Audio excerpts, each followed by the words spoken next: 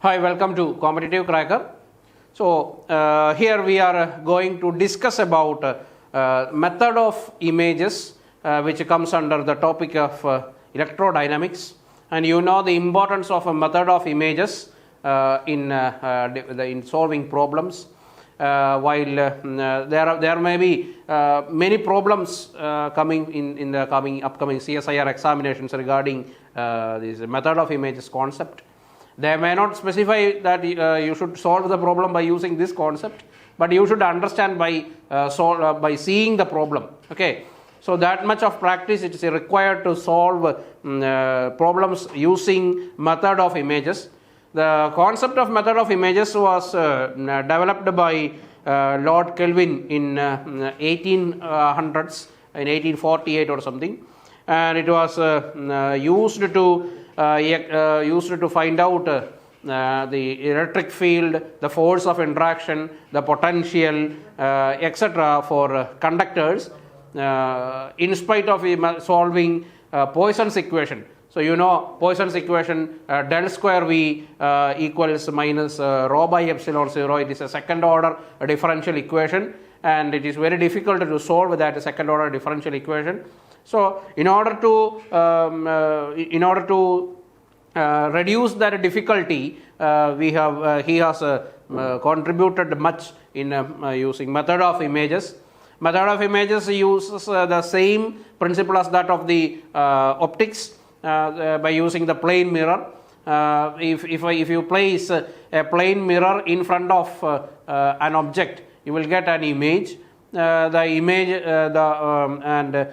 image will be inverted in the direction. The left side will be on the right and right side will be on the left, that you know, and also the image distance will be equal to the distance of the object from the mirror, and all those things are also applicable here also.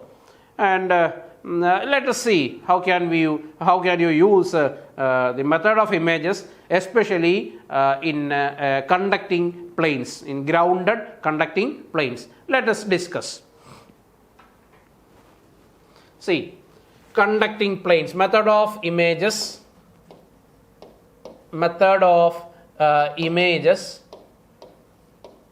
in grounded conducting planes. In grounded conducting planes. Grounded conducting planes. See, not only there are grounded conducting planes, but also you may come across conducting spheres also. They are also grounded, and here in this video we will be discussing about grounded conducting planes only. So this is my grounded conducting plane. See, this is my plane which is grounded, and I am placing a point charge of charge Q at a distance d from the conducting plane. So we have to find the force of interaction of this charge on the conducting plane. That is our main aim. Okay, so in order to describe the force of interaction, we should first find out what is the image charge which is formed and what is the image distance. Okay, so for that I am drawing an enlarged figure. This is my conducting plane, and this is my charge Q, which is placed at a distance d. Clear? So if this is the case, this is grounded obviously, and see, I am imagining that this is a particular distance. This is at a particular distance x, and an image is formed, with image charge is formed, which is q prime. Is q prime? I don't know whether it is q or minus q. I don't know, or 2q. I don't know. So if this is the case, this is a point P1. This is a point of interest where I have to I need to concentrate on. And I need to concentrate, I also aim to concentrate on this point on the plane, conducting plane itself, a point P2. And the distance to the point P2 could be marked like this. See, distance could be marked. And since this is x, let this be some distance z from this point P1. and so this distance will be under root z square plus x square, and this distance is under root some d square plus z square, d square plus z square. Okay, so we know this conducting plane is grounded. Conducting plane is grounded. Conducting plane is grounded. So the conducting plane is grounded means the potential on that grounded conducting plane will be 0. The conducting plane is grounded so that the potential V is equal to 0. The potential V is equal to 0. So the potential at P1 and the potential at P2 will be 0. Clear? So if that is the case, first concentrate on P1, point P1.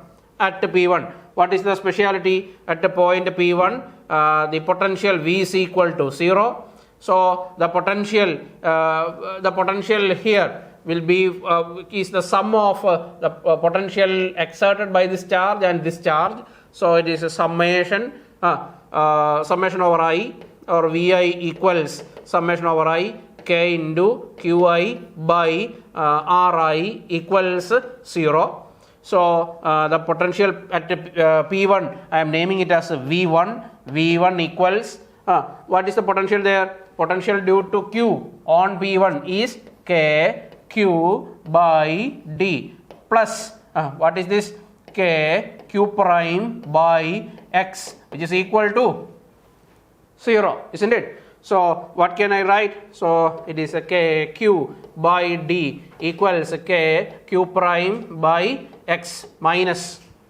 Okay, so K and K cancels, and therefore what is this? Q prime is equal to, Q prime is equal to minus Q into, Q prime is equal to minus Q into X by D, minus Q into X by D.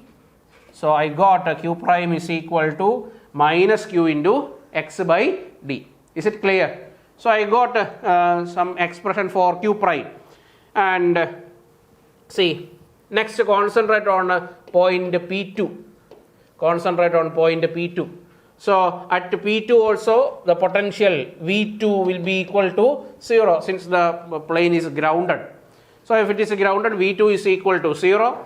And what is then V2 there? V2 is equal to K Q divided by, this is the distance, under root D square plus Z square, under root D square plus Z square plus K Q prime divided by under root Z square plus X square is equal to 0. Is equal to 0. Clear? And here also Q prime, you know, Q prime you got the value. So it is minus Q into X by D. So V2 equals 0. So you can substitute K Q divided by under root D square plus Z square equals minus K Q prime. So what is Q prime? Q prime is minus Q into X by D. So minus into minus will be plus Q into X by D divided by under root Z square plus X square. Z square plus X square. Clear? So see, this KQ and KQ cancels, just square on both sides. So it is 1 by D square plus Z square equals X square divided by D square into Z square plus X square. X square divided by D square into X square plus Z square. So you got this. So just cross multiply. Just cross multiply this. This will be what? D square into Z square plus X square equals X square into D square plus Z square. So you got an equation. So this equation could be solved only if X is equal to D. See, this equation is valid. This equation is valid only if X is equal to D.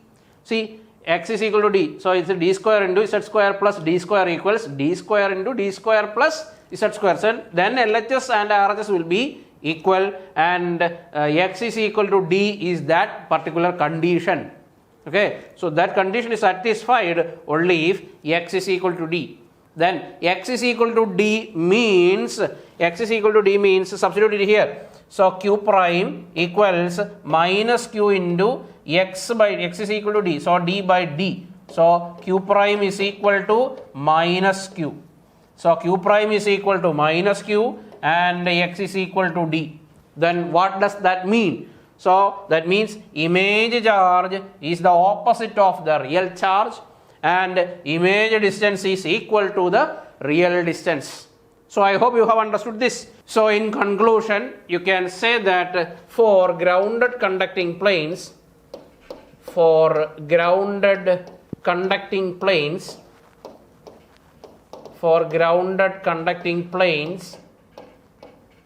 image charge equals, what is that? Image charge is minus of real charge. Image charge is minus of real charge and image distance equals real distance. Image distance equals real distance. So please remember this. For grounded conducting planes, image charge is equal to minus of real charge and image distance equals real distance. So this is very, very important. So I hope you have understood what is therefore a grounded conducting plane. Clear? And now let us see see how to find the force of interaction. Find the force of interaction. This is the first application for image charge in grounded conducting planes, to find the force of interaction. See, I have a grounded conducting plane like this, and the charge q is placed at a distance d from the grounded conducting plane, and in order to find the force of interaction, what we will do is we will forget the grounded conducting plane and we replace it with a mirror. So you know, this is my charge q which is placed at a distance d, and there will be an image charge, and image charge is, if it is q, image charge is minus q, and image distance is same as that of the real distance. Is it clear? Then finding the force of interaction means the force on q due to minus q. It's very simple. We have studied in electrodynamics many times. So force on q due to minus q. Let us find out what is the force on q due to minus q, attraction or repulsion. It is attraction.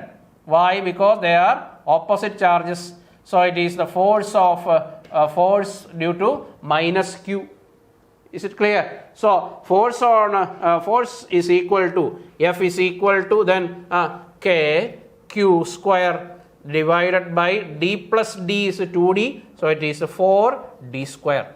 K q square divided by 4d square. In which direction? Towards the conductor. Towards the conductor. So for finding the force of interaction, forget the conductor. Find the image charges and fix the image distances and find the required force on required charges. You may not be getting only one charge, you may be getting 2 or 3 charges. Just draw a line on whichever charge you need to find the force of interaction on, and just find whether there is attraction or repulsion, and you just find the net force. This is the net force which is directed towards the conductor. Is it clear? So this is how we have to find the force of interaction. So I hope you have understood this.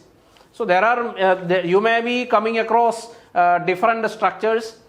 You may be getting 2 or 3 charges which will be placed linearly, or 2 charges which they will be giving you placing parallelly, and you will have to find out their image charges. Then you will get a square, and then you know how to find the net force on any particular charge when 4 charges are placed on the vertices of a square. We have studied it while studying Coulomb's law in our classes. I hope you remember that. So it's very simple to find the force of interaction. Clear? And next we are going to find is the work done. Next application is to calculate the work done. So what is the work done to keep that point charge at a particular distance? So it is finding the work done. Finding the work done to place to keep finding the work done to keep the point charge Q, to keep the point charge Q. Finding the work done to keep the point charge Q at a distance D. At a distance D. At a distance D from a grounded conducting plane. From a conducting grounded plane. So here also this is my grounded conducting plane, and here I have placed my point charge Q at a particular distance D. I have to find out the work done to keep this charge Q at a particular distance D.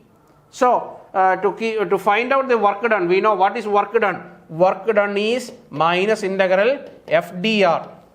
Minus integral f dot dr. From where to where? From infinity to a particular point. From infinity to a particular point. Why we have taken infinity? We have taken infinity as the reference point where the potential is believed to be 0. So from that reference point we are taking that charge to a particular distance d. So in that case the work done is minus f dr. So we know what is force of interaction. Force of interaction is k q square divided by 4d square, we have found out. Okay, so here substitute it. So work done W is equal to minus integral infinity to this point r k q square divided by 4r square. Since it's a dummy variable, you can use r into dr. Clear? So work done W is equal to so minus k q square divided by 4 into integral infinity to r 1 by r square dr. 1 by r square dr is minus 1 by r, and you will get work done as W is equal to k q square divided by 4r. So work done is equal to k q square divided by 4r, or you can replace this r as d. So work done is equal to k q square divided by 4d. So work done for keeping the charge q at a particular point d is k q square divided by 4d. Is it clear? So you got I think you have understood this, how to calculate the work done. So in order to calculate the work done for keeping multiple charges, you have to find the potential energy for that system, and you have to multiply it with a factor, and that trick is also described in our classes. So if you are interested, you can go through our classes and you can find the trick for calculating the work done for keeping multiple charges besides conducting plane. Okay, then you can you can find so many tricks for doing this problem. So I hope you have understood the work done. And in order to next application is regarding the work energy theorem. Work energy theorem. So based on this work energy theorem, you may get a variety of beautiful problems as applications. So see, work energy theorem is based on the law of conservation of energy, and using this law of conservation of energy, that means the initial energy equals final energy. So initial energy equals final energy, and we will do a variety of problems based on this simple concept. Okay, so let us try one problem based on that. See, this is my problem. Consider a particle of mass m, consider a particle of mass m and charge q. Consider a particle of mass m and charge q, which is released from rest, which is released from rest, which is released from rest at a distance d, at a distance d from a grounded conducting plane, from a grounded conducting plane, from a grounded conducting plane.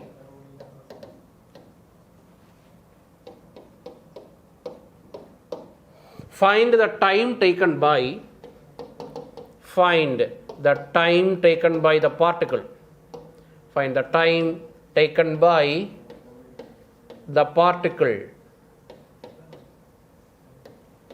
to reach the plane, to reach the plane.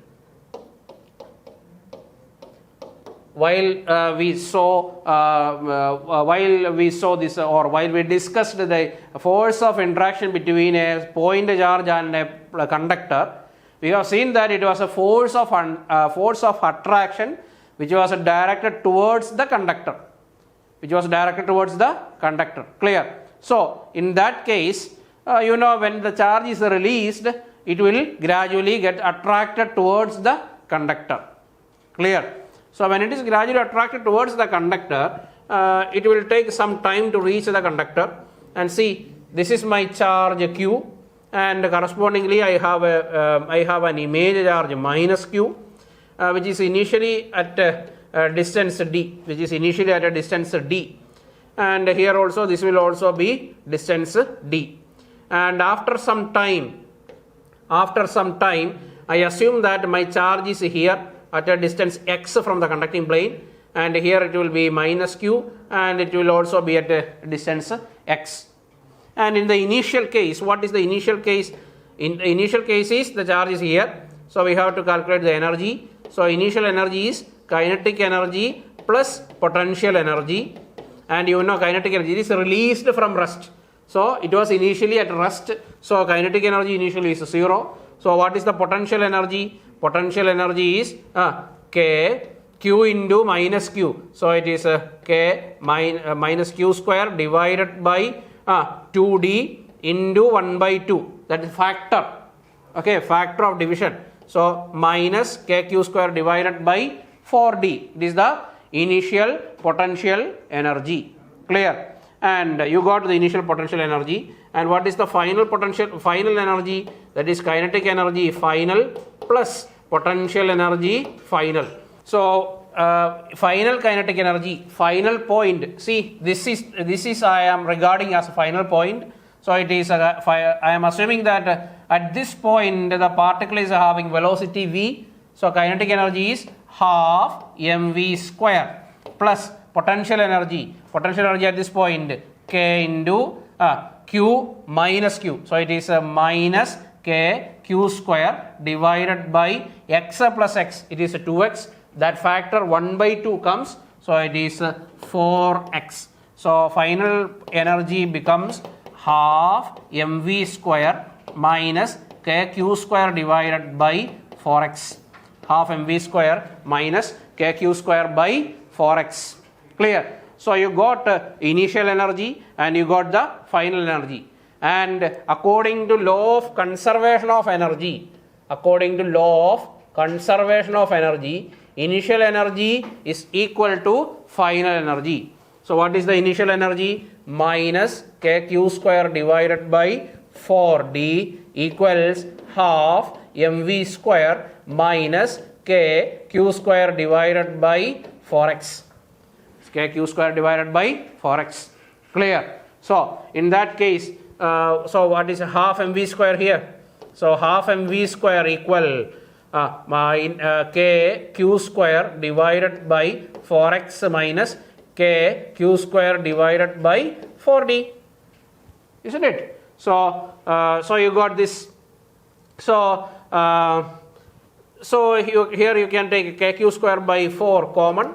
So kq square by 4 into 1 by x minus 1 by d. 1 by x minus 1 by d. Okay, so 2 and 4 gets cancelled, and from this you can write for v square. So what is v square here? So v square is equal to k q square by 2m into d minus x divided by xd. d minus x divided by xd. Clear? So therefore v equals, what is velocity? Under root k q square by 2m into d minus x divided by xd whole power 1 by 2. So you got the value of velocity. So under root k q square by 2m into d minus x divided by xd whole power 1 by 2. Clear? So you got the value of velocity. What is our aim? We have to find out the time taken by the particle to reach the plane. Since we have got the velocity here, from this we can find out the time. Okay. So what is the velocity? Velocity v equals under root k q square by 2m into d minus x divided by xd whole power 1 by 2. And you know what is velocity? Velocity is nothing but dx by dt. dx by dt, isn't it? So dx by dt equals under root kq square by 2m into d minus x divided by xd whole power 1 by 2. Isn't it? So this k is a constant, q is a constant, mass is a constant, 2 is a constant. So this whole thing will be a constant. So dx by dt, I am writing it as c into d minus x divided by xd whole power 1 by 2, where c equals under root kq square by 2, remember. So you can solve this by variable separable method. So what is this? So it will be xd divided by d minus x whole power 1 by 2 into dx equals c dt. So variable separable method.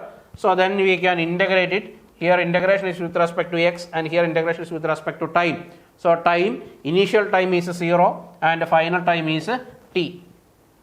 Isn't it? And what is our what is the limit for x? X from the particular distance d, from a particular distance d to the plane 0. So integral d to 0 with integration with respect to x and integration with respect to t. I hope you have understood up to here. Clear? So for solving this integral, you have to put some x is equal to some d sine square theta. So x is equal to some d sine square theta, and if x is equal to d sine square theta, what is then dx? Dx is equal to 2d sine theta cos theta. 2d sine theta cos theta. And you know what is 2 sine theta cos theta? It is sine 2 theta. So dx can also be written as d sine cos theta d theta. Yes, d theta. So it is a sine d sine 2 theta d theta. D sine 2 theta d theta. Clear? So if x varies from d to 0, if x varies from d to 0, what is theta? What is the variation of theta? If x is equal to d, then d and d cancels. So sine square theta will be equal to 1. So it is pi by 2, isn't it? And if x is equal to 0, then sine theta will also be 0, isn't it? So then you got the new limits.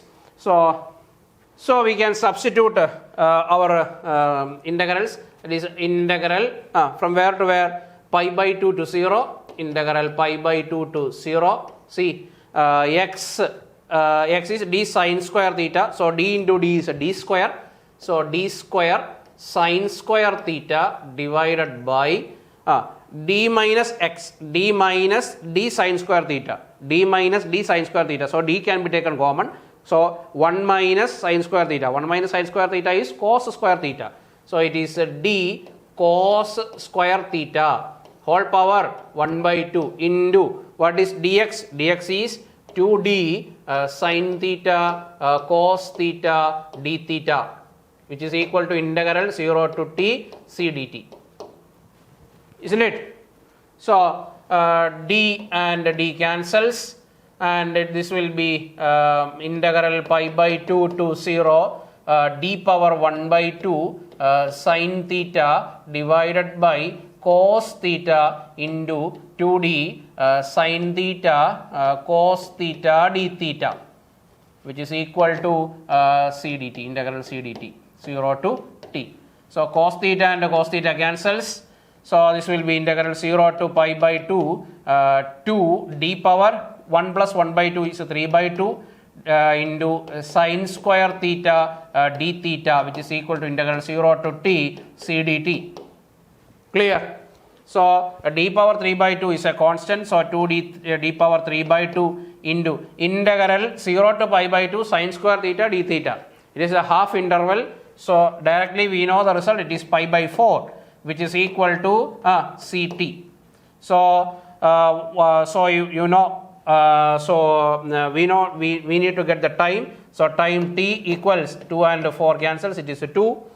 So time t equals pi by c into d power 3 by 2, pi by pi by 2c into pi by 2c into d power 3 by 2.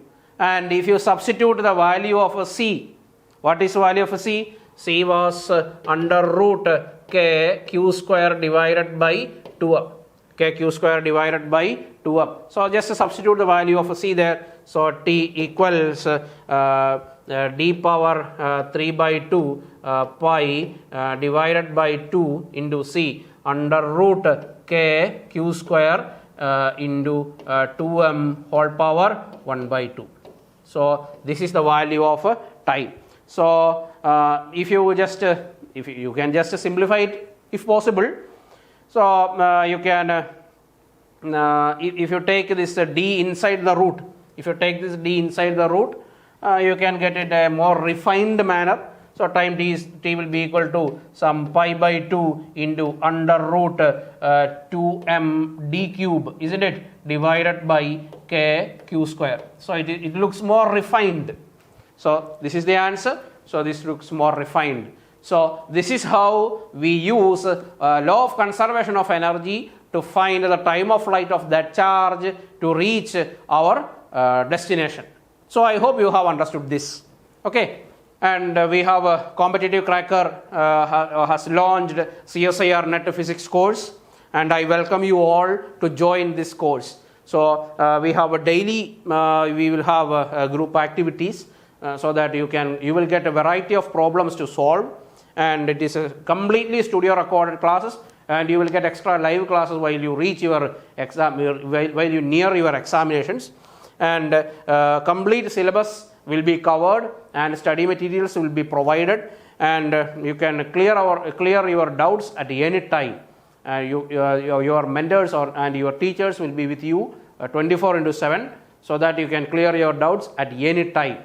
Okay, so I welcome you all to this course, and I hope you have enjoyed our these classes. So you can definitely call on this number and get more details regarding our course. And once again, I welcome you all, and let's study together and let us win together. Thank you.